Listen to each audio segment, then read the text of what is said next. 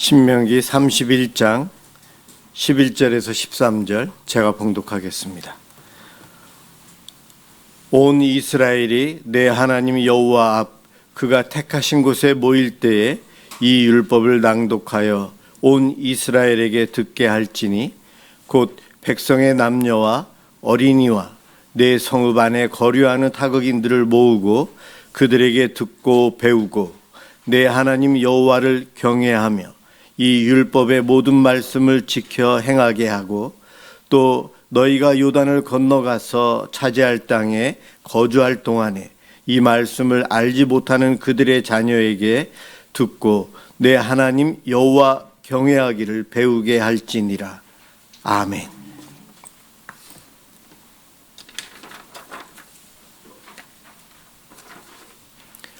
경외하기를 배우게 할지니라. 오늘 어린이 주일을 맞이해서 오늘 말씀을 전하지만 어린이들을 어떻게 생각해야 되고 어떻게 양육해야 되고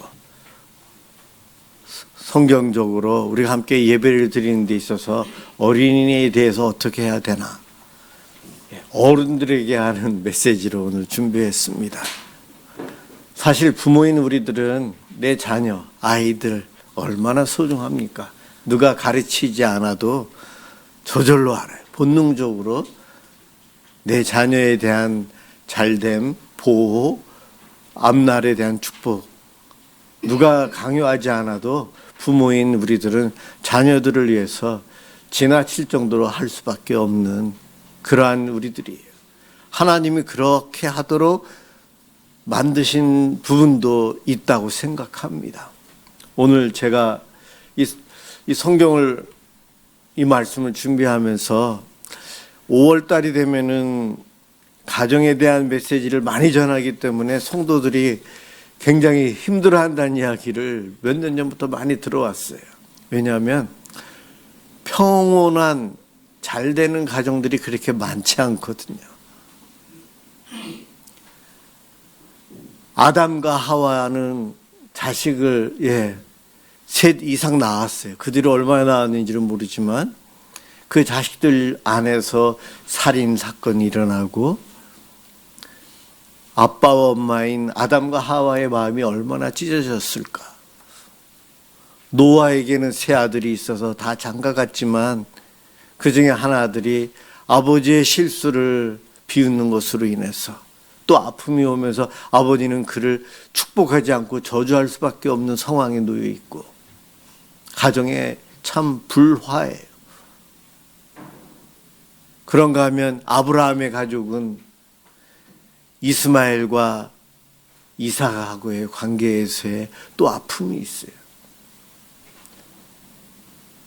야곱 12아들 서로 동생을 팔고 죽이자고 하고 다윗의 아들들은 왕위를 차지하기 위해서 서로 죽이고 싸우고 그 아들은 아버지의 자리를 빼앗으려고 아버지를 죽이려고 하고 성경에 나와 있는 위대한 믿음의 조상이지만 그 가정의 아픔은 지금 내 가정에서 내가 겪는 이 아픔보다 심함은 심했지 덜하지는 않아요. 그런데 하나님께서는 그 가정에 대해서 부모로서 잘했다 잘못했다 말씀 안 하고 계세요. 에덴 동산에서 쫓겨난 이후로 그와 같은 아픔의 삶은 우리에게는 이제는 필연이 되었어요.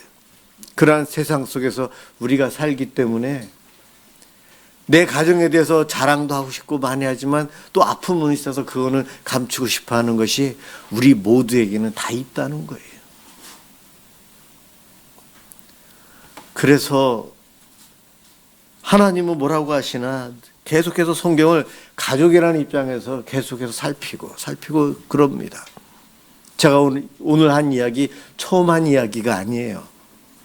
우리 교회 개척 때부터 같이 오신 분들은 제가 이 얘기 한 두세 번 한 거 기억할 겁니다.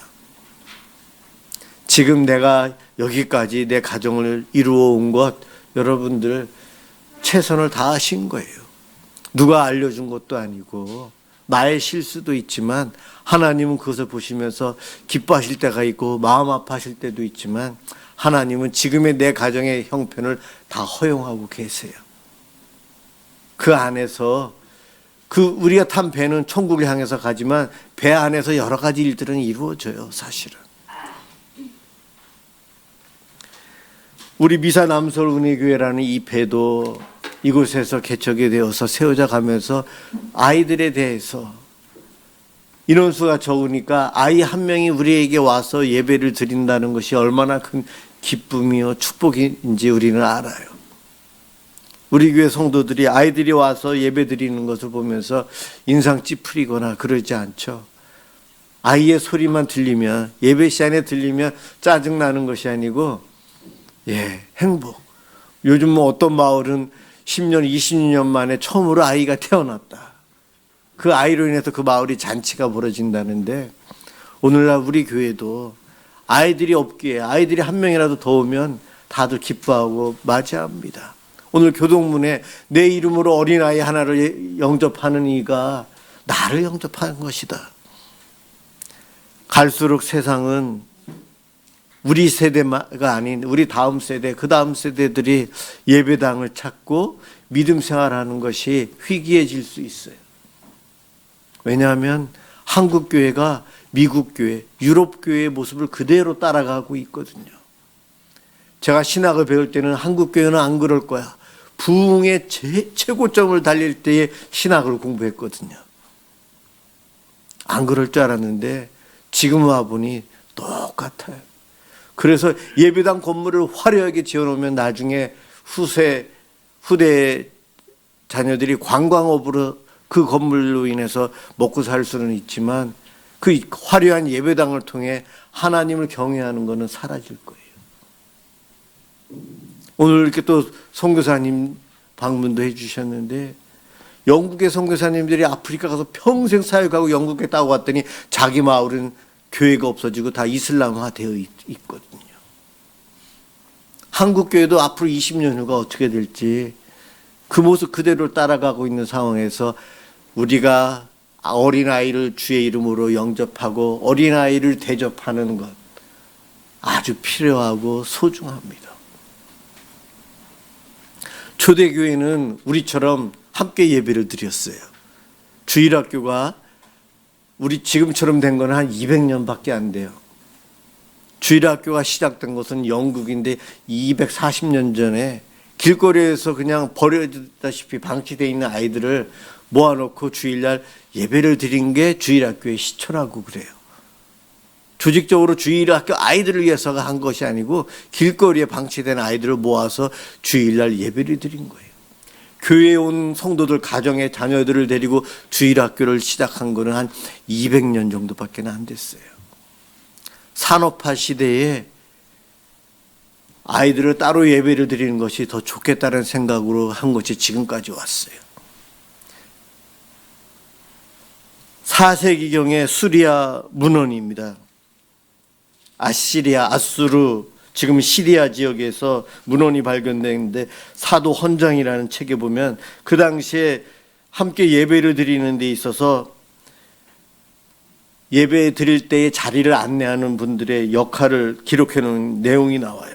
교회 집사가 성도들이 오면, 어르신들이 오면 어르신들이 앉을 자리를 마련해서 그쪽으로 안내를 합니다. 젊은이들이 오면 젊은이들이 앉을 수 있는 자리로 자리를 배정을 해요. 아이들이 오면 아이들은 엄마 아빠와 함께 합니다. 그렇게 앉히라고 되어 있어요. 초대교회 때는 주일학교가 따로 없이 엄마 아빠와 함께 예배를 드려요. 오늘 본문은 초막절에 절기가 되었을 때에 하나님께 제사를 드릴 때에는 거류민, 이방인들도 함께 사는 모든 사람들도 어린아이들도 다 와서 그날은 특별히 하나님께 함께 예배를 드려라 이야기합니다. 절기 때나 중요한 날에는 온 세대가 함께 모여 제사를 드리라는 거예요. 그러면서 오늘 본문은 가르치고 알고 깨닫게 할 수 있도록, 오늘 본문을 계속해서 반복해서 읽어보면 주입해서 가르치는 내용보다도 함께 예배를 드리면서 체득하게끔 하는 것, 그것을 이야기하고 있어요. 신앙의 전수는 가르치는 것은 한계가 있다는 것을 우리를 창조하신 하나님은 더 잘 알고 계셨어요.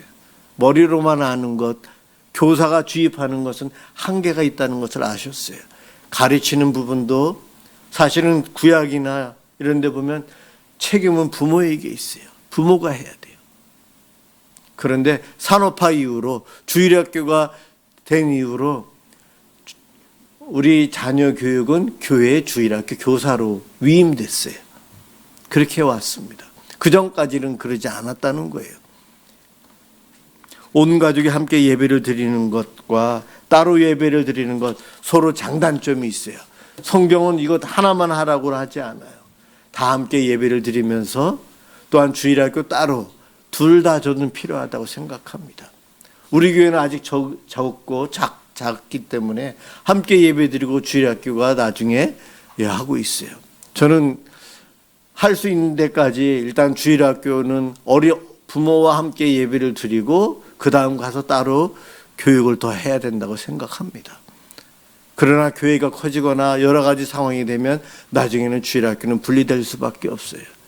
분리되더라도 통합 예배, 한번 같이 드리는 예배는 1년에 여러 번 반복하면서 같이 해야 돼요. 왜냐하면 부모 옆에서 부모와 함께 예배를 드리면서 하나님을 경외하는 것을 배워야 되거든요. 산업화 시대의 장점은 공장에서 똑같은 것을 공산품을 찍어내면서 많은 사람들에게 값싸게 나아가요. 그래서 아주 좋았어요.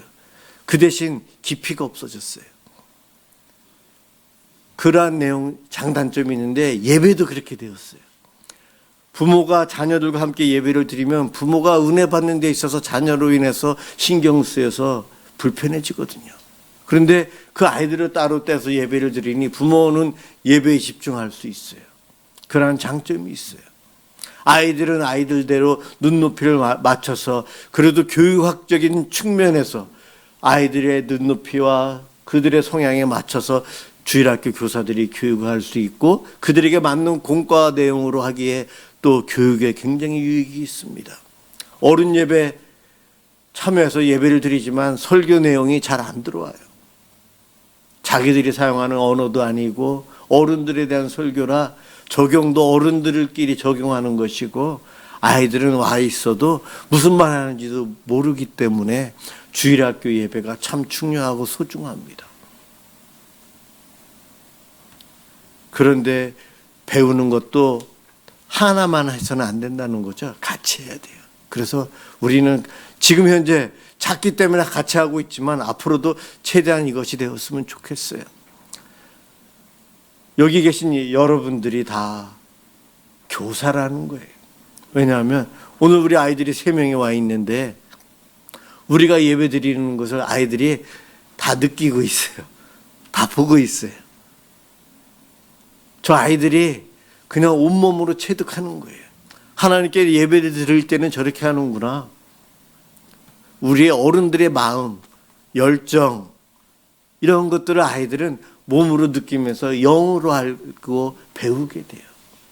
그래서 교사인 우리들은 부담감 가지고 아이들과 함께 예배를 드려야 돼요. 우리 모두가 교사라는 거예요. 아이들과 함께 예배를 드리면서 부모님이 믿음 안에서 어떻게 하는지, 가정에서 생활할 때와 예배 드리러 갈 때의 부모의 그 마음의 준비 상태, 이러한 것들 아이들은 다 느끼고 배워서 그대로 따라한다는 거예요. 개신교회는 산업화 이후로 이 주일학교라는 것이 너무 좋다고 해서 열심히 해가지고 많이 부흥했어요. 아이들이 교육을 잘 받았어요. 그래 와서 수백 년이 지나면서 200년이 지나면서 2000년 말에 보니까 20세기 끝에 보니까 단점이 너무나도 많이 보이는 거예요. 주일학교에 올인했던 개신교회, 이것 말고 가정의 부모로서 부모와 자녀가 함께 드리는 예배를 선택한 유대교와 이슬람교와 우리하고 비교가 되는 거예요. 그러면서 개신교회는 주일학교 교육의 실패라는 이야기가 나오는 거예요. 둘 다 한쪽으로 다 가면 안 되고 같이 해야 되는데 너무 한쪽만 했던 거예요. 앞으로 한국 교회는 이 교육적인 차원에서 통합 교육과 통합 예배와 주일학교에 별도로 세대에 맞서다는 것, 이것을 같이 나갈 거예요. 같이 갈 수밖에 없어요. 우리는 우리 교회 형편에 맞춰서 그거에 최선을 다해야 할 겁니다. 하나님이 기뻐하시는 어린아이들이 믿음의 일꾼으로 자라도록 교육하는 것은 하나님께서 직접 하시지 않고 부모들을 통해 어른들이 하나님께 제사 드리고 절기를 지키는 것을 보여주면서 교육시키셨고, 또 성경을 가르치고 암기하도록 또 말씀하셨어요. 우리가 해야 될 것들은 그렇게 해야 되죠. 이 가정이 참 소중해요. 가정에 왜 이렇게 믿음의 조상들의 가정의 아픔과 상처가 많았는가? 사탄이 가만히 있지 않기 때문에 그래요. 하나님께서 보호해 주시지만 사단의 공격은 끊이지 않습니다. 불신자들은 사단이 따로 공격할 필요가 없어요. 그러나 예수 믿는 우리의 가정은 사단의 공격에 피터집니다. 네. 그래서 어려움이 오고 아픔이 오는 거예요. 그럴 때에 여러분들 한숨만 쉬면서 사는 것, 그거는 자녀들에게 굉장히 안 좋은 영향 끼쳐요.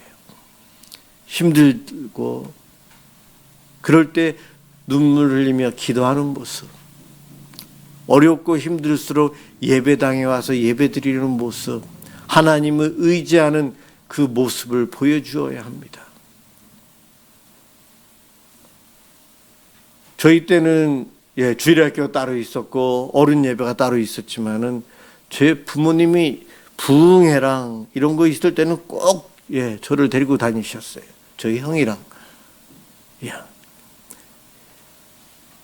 1년에 2번 있는 부흥회 때 새벽 예배는 늘 맨 앞에 와서 앉게끔 그렇게 하면서 했는데, 힘들었지만은 그것이 부모님이 어머니가 그렇게 하라고 하니까 또 앞자리 가서 와서 앉으라는데 앞자리가 얼마나 불편해요. 뒤에 앉았으면 좋겠는데 늦게 왔는데도 앞에 가래요. 어머니는 뒤에 계시면서 저보고 앞으로 가라고 그래요. 거기까지 오는 게 되게 힘들지만 오면은 다른 친구들이 있어요. 그러면서 제 믿음이 자란 것 같아요. 저도 부모의 노력이 필요해요. 주일학교 교사들도 필요하지만 부모의 적극적인 노력이 필요합니다. 자녀로서 왜 우리 엄마는 날 맨 앞에 앉으라고 하지? 중학교 1, 2, 3학년 내내 학생 예배 끝나면 어른 예배에 가서 맨 앞자리 가서 앉아서 있는데 앉아있기 힘들죠. 그런데도 늘 그 자리가 나중에는 제 자리가 되더라고요. 그것이 지금의 제가 목회자가 되기까지 온 것 같습니다. 여러분들이 자녀에게 몸으로, 삶으로 가르친 신앙의 모습, 예배드리는 방법, 마음의 자세, 오늘 교동문에 보면, 또 오늘 본문에 보면 아이에게 큰 영향을 끼치고 늙어서까지 그대로 그 믿음이 간다 이야기합니다. 여러분들 자녀들이 사춘기 이후로 교회를 왜 떠났을까요? 대학 다니면서, 남자들은 군대 가면서, 결혼한 이후에 왜 예배당을 떠나 교회를 떠나 세상에서 탕자처럼 방황하고 있을까요? 여러분이 잘못해서 그럴까요? 부모인 여러분의 잘못도 20, 30%는 있을 것 같아요. 그런데 더 큰 잘못은 교회에 있어요. 목회자들에게 있어요. 바로 산업화 이후에 아이들이 하나님을 경외할 수 있는 그 예배를 가족이 함께하며 눈물 흘리며 예배드리는 그것을, 하나님의 은혜를 경험하는 부모의 모습을 지워버렸어요. 개신교회가. 아이들이 그 감동이 없어요. 그것 없이 주일학교에서 교육 전도사들의 설교와 그런 것들을 통해서 예배를 드렸거든요. 안 그런 교회도 있다고 하지만은 대부분이 그래 왔어요. 불편하지 않도록 어른들 따로 아이들 따로 예배. 그렇게 온 그 산업화 이후에 이 주일학교의 단점들이 그대로 부각되면서 아이들은 머리로는 하나님을 믿어야 된다는 것을 알아요. 그런데 세상에 나아가 보니 세상이 더 즐겁거든요. 그러면서 마음은 세상을 향해 가는 거예요. 왜요? 하나님을 경외하는 이 마음을 잃어버렸거든요. 눈이 닫혀졌어요.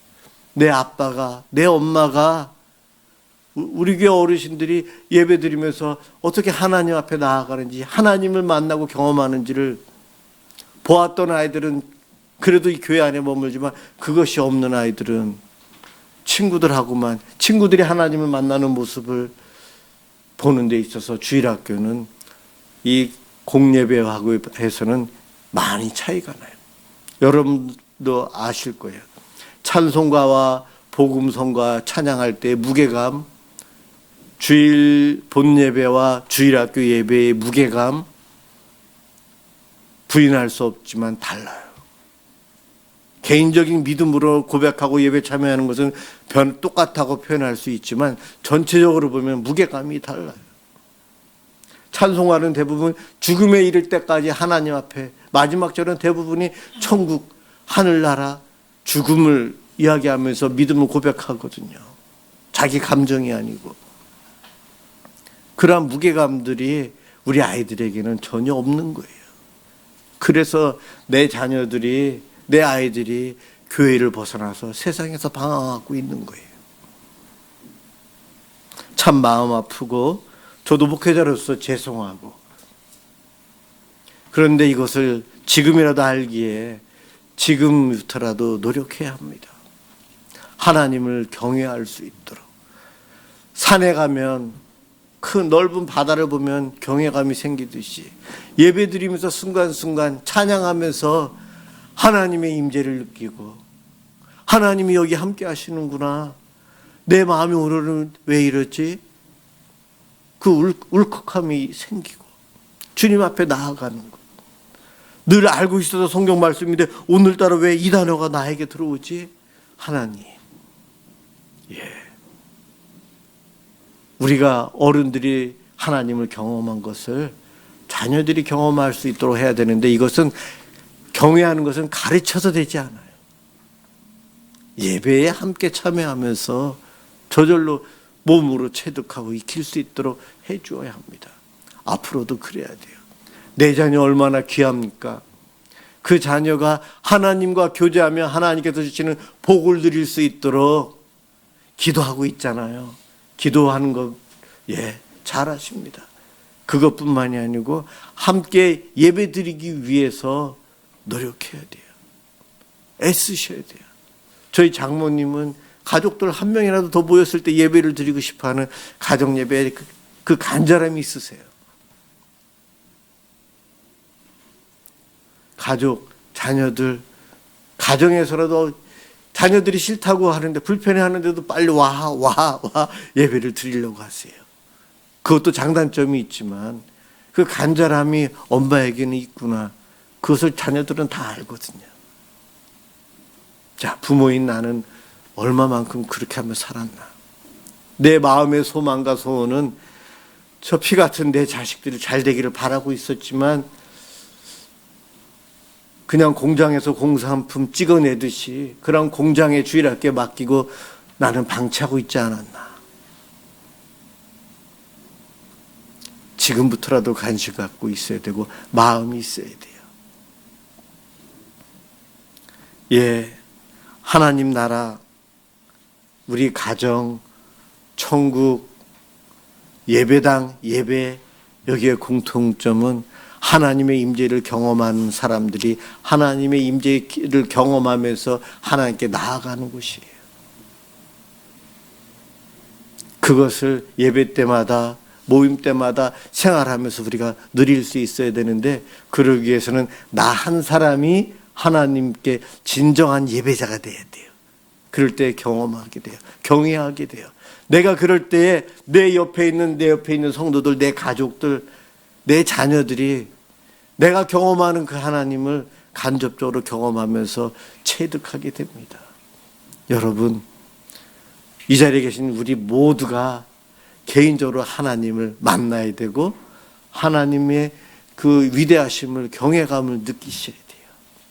진정한 예배자로 순간순간 살아갈 때에 내 자녀가 변화되고 내 자녀가 정말 복받는 인생을 살게 됩니다.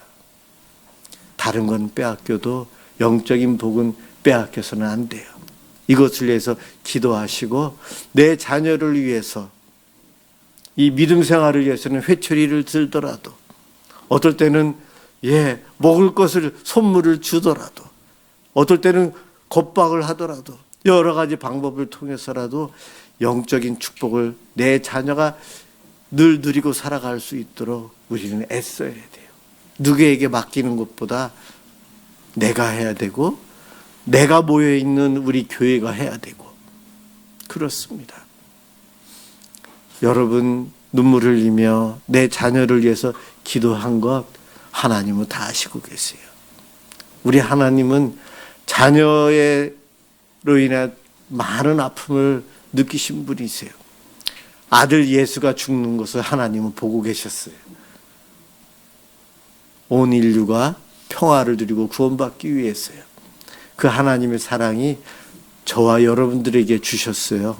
부모인 우리는요, 하나님께서 가정에서 하나님 같은 존재로 부모인 우리를 삼아주신 거예요. 그래서 우리는 자녀가 말썽을 피워도 사랑할 수밖에 없어요.